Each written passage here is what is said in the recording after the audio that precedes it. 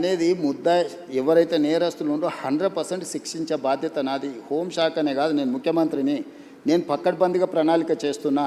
నేను ఒకవేళ సహాయం చేయాలనుకుంటే ఫోక్సో కేసే పెట్టాను కదా నర్సింగ్. ఫోక్సో కేసు పెట్టి నాకు కంప్లైంట్ వచ్చిన గంటలో ఫోక్సో కేసు పెట్టినా అంటే what is my commitment?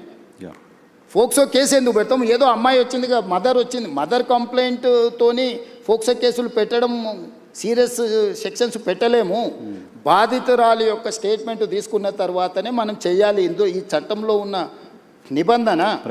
So ఇప్పుడు కొన్నిసార్లు మైనర్ పిల్లలు ప్రేమించుకుంటారు. వాళ్ళ ప్రేమ విషయం తల్లిదండ్రులకు నచ్చకపోతే తల్లిదండ్రులు కొన్నిసార్లు కోపానికి వస్తారు, కొన్నిసార్లు డిఫరెంట్గా వాటి మీద ఒత్తిడి తీసుకొస్తుంటారు. ప్రభుత్వం అనేది అసర్టైన్ చేసుకోవాలి కదా. దట్టు ఒక ప్రధానమంత్రి వచ్చే ముందల వచ్చిన 2 ఫిర్యాదులు, అక్కడనేమో హానీ ట్రాప్ అని బండి సంజయ్ కుటుంబం కేసు పెట్టింది, ఇక్కడేమో మైనర్ అమ్మాయి మీద లైంగిక దాడి జరిగిందని వీళ్ళు కేసు పెట్టారు. రెండింటిని పరిశీలించడానికి పోలీసులకు కనీసం 24 గంటలని పడితే వాళ్ళు ఇచ్చింది రాత్రిపూట. ఒక ఆయన 8 తారీఖు 5 గంటలకు ఇస్తే ఇంకొకరు 8 తారీఖు 9 గంటలకు ఇచ్చారు. 9 తారీఖు నాడు ఎంబడే మేము రంగంలో దిగి పోలీసులు మొత్తం తీసుకొని మొత్తం స్టేట్మెంట్స్ రికార్డ్ చేసి సెక్షన్స్ ఆల్టర్ చేసిన 9 తారీఖు. 10 తారీఖు నాడు ప్రధానమంత్రి మొత్తం నేను పర్యటనలో ఉన్న మొత్తం వ్యవస్థ ఉంది. 11 పొద్దున్నే నేను సమీక్ష చేసి ఒక ఉమెన్ ఐపీఎస్ ఆఫీసర్ని అపాయింట్ చేసి కంప్లీట్గా డీటెయిల్ చేసి సెక్షన్స్ ఆల్టర్ చేసి బండి సంజయ్ ఇంటికే కాదు, బండి సంజయ్ బావమరిది ఇంటికి ఢిల్లీలో కూడా అందరినీ 5 పోలీస్ టీంలను ఈరోజు పంపించినాం. ఎక్కడన్నా ప్రభుత్వం కేసుని ఏమైనా డైల్యూట్ చేసిందా? ఇప్పుడు కొడుకు నేరం చేస్తే తండ్రిని అరెస్ట్ చేస్తారా? నువ్వు చెప్పు. ఇట్లాంటి కేసులలో ఇప్పుడు కొడుకు ఏదైనా తప్పు చేసిండు అంటే బండి సంజయ్ని అరెస్ట్ చేయాలా? ఏం కోరుకుంటుండ్రు? ఇప్పుడు బండి సంజయ్కి బీఆర్ఎస్ వాళ్ళకు పొసగలేదా, పొసిగిందా, ఎక్కడైనా తేడా వచ్చిందా, ఇవన్నీ నేను చెప్పలేను. కానీ ఆర్ఎస్ ప్రవీణ్ కుమార్ గారు వాలంటీర్ రిటైర్మెంట్ తీసుకున్న ఆఫీసర్, ఆయనే ఇన్వెస్టిగేటింగ్ ఆఫీసర్ అనుకుంటా. ఆయన ఐపీఎస్ కాదు, ఇప్పుడు is no more IPS officer. ఆయన రిటైర్ అయిపోయింది. ఓ గడీలకు వ్యతిరేకంగా కొట్లాడుతున్నాడు, ఇప్పుడు ఆ గడీల దగ్గరనే గులాంగిరి చేస్తున్నాడు. పోలీసులు బెదిరిస్తున్నారు బాధిత కుటుంబాన్ని.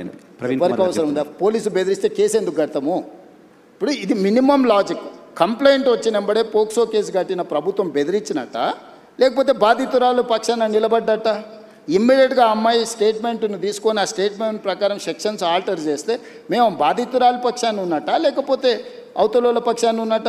ఇప్పుడు వీళ్ళ ప్రాబ్లము కేటీఆర్ గారికి, ప్రవీణ్ కుమార్ గారికి, బండి సంజయ్కి పంచాయతీ ఉండొచ్చు.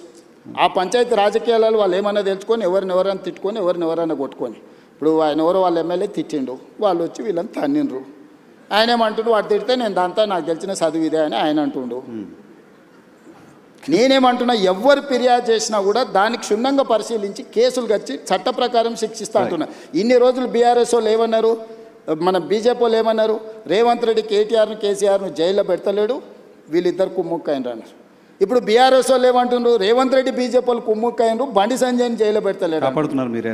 ఇప్పుడు కేటీఆర్కి సంబంధించిన కేసులు ఉంటే పద్ధతి ప్రకారం విచారణ ఛార్జ్షీట్లు ఫ్లైన్ చేసినాం. ఏసీబీ ఇప్పుడు నోటీస్ ఇచ్చింది కదా.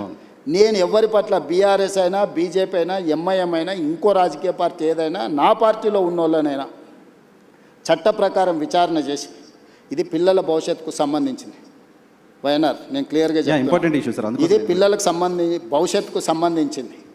ఏ చిన్న మిస్టేక్ విచారణలో ప్రభుత్వం చేసినా ఆ పిల్లల జీవితాలు పూర్తిగా దెబ్బతింటాయి. అది అమ్మాయి కావచ్చు, అబ్బాయి కావచ్చు. ఇప్పుడు ఆ అమ్మాయికి సంబంధించి 2 డేట్ ఆఫ్ బర్త్లు, 2 సర్టిఫికెట్లు ఉన్నాయని వాళ్ళకు ఫిర్యాదు చేశారు.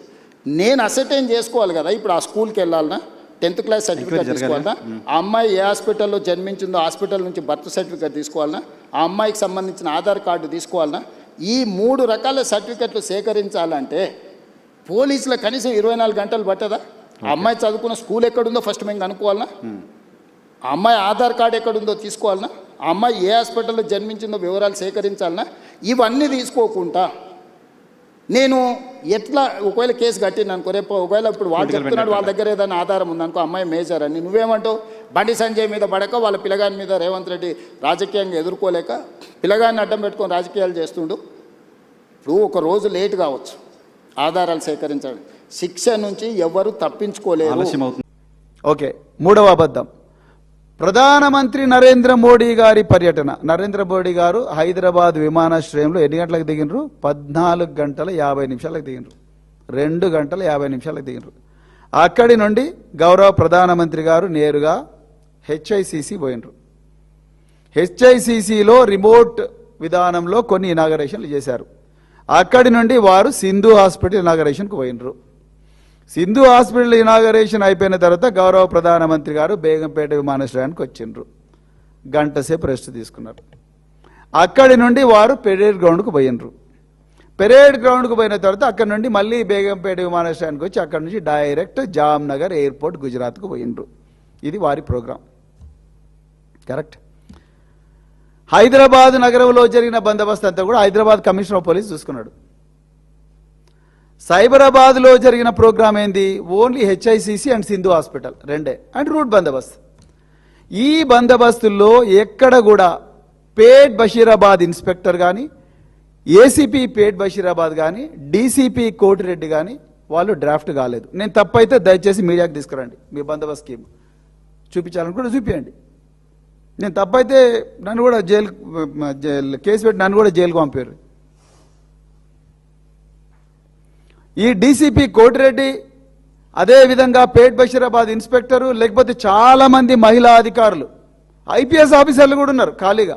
10,000 మందిని బందోబస్తు చేసినారు అన్నారు. ఓకే, 10,000 మంది. తెలంగాణ పోలీసుల సంఖ్య ఎంత రేవంత్ రెడ్డి గారు? 1,00,000. 1,00,000లో 10,000 తీసేస్తే మిగిలింది ఎంత? 90,000. ఈ 90,000 మందిలో కేసీఆర్ గారి సమయంలో దాదాపుగా 30,000 నుంచి 40,000 మంది, 30,000 మంది మహిళా పోలీస్ అధికారులు రిక్రూట్ అయినరు.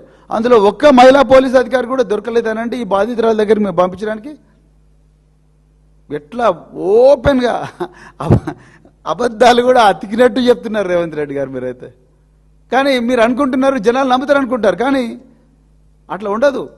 నిజం నిప్పు లాంటిది, తెలుస్తుంది. డీసీపీ కోటిరెడ్డి కానీ, అదేవిధంగా ఏసీపీ పేట్ బషీరాబాద్, ఆయన పేరేందో నాకు తెలియదు, అదేవిధంగా మన పేట్ బషీరాబాద్ ఇన్స్పెక్టర్ కానీ వీళ్ళు ఎవరు కూడా బందోబస్తులో లేరు.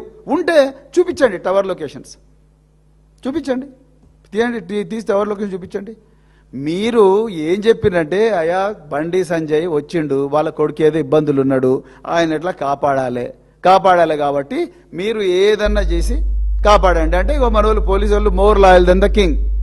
ఏదన్నా చేసినంటే కరీంనగర్ ఆయన నాన్ బెయిలబుల్, ఇక్కడ బెయిలబుల్, నిందితుడు పరార్. ఈ రోజు వరకు కూడా దొరకలేదు. మీరు ఎట్లా జోకేస్తున్నారంటే రేవంత్ రెడ్డి గారు, ఇప్పుడు మీరు ఒక నిస్సహాయ ముఖ్యమంత్రి, నిస్సహాయ హోంమంత్రిగా బండి సంజయ్ గారిని అడుక్కుంటున్నారు, దయచేసి మీ కొడుకుని సరెండర్ చేయి, ఇది మంచిది కాదు. ఒక ముఖ్యమంత్రి, ఒక హోంమంత్రి, చట్ట ప్రకారం డ్యూటీ చేయాల్సిన వ్యక్తివి, ఈ రాష్ట్రంలో ఉండే 2 కోట్ల మంది మహిళల ధన మాన ప్రాణాలు రక్షించమనే ఈ ప్రజలందరూ కూడా నీకు ఓట్లేసిండ్రు. ఓట్లేస్తే మీరు వచ్చి బండి సంజయ్ గారిని అడుక్కుంటారు, దయచేసి మీ కొడుకుని తీసుకురా అంటే, ఆయన తీసుకురాకపోతే నువ్వు అరెస్ట్ చేయవా? చెప్పండి రేవంత్ రెడ్డి గారు, ఆయన తీసుకురాకపోతే మీరు అరెస్ట్ చేయరా? దానికి మీ దగ్గర ఆన్సర్ లేదు. అడుక్కుంటున్నారు, ఓపెన్గా అడుక్కుంటున్నారు. ఏంటి అసలు? 1,00,000 మంది పోలీసులు, task force, SOT, Greyhounds, CID, intelligence, ఇంకా రెండు సంస్థలు ఉన్నాయి. వాటి గురించి మీరు బదనాం చేశారు. ఆ సంస్థలు నేను మాట్లాడాను, ఆ 2 సంస్థల గురించి వద్దు, నేను ఒక పోలీస్ ఆఫీసర్గా నేను మాట్లాడా.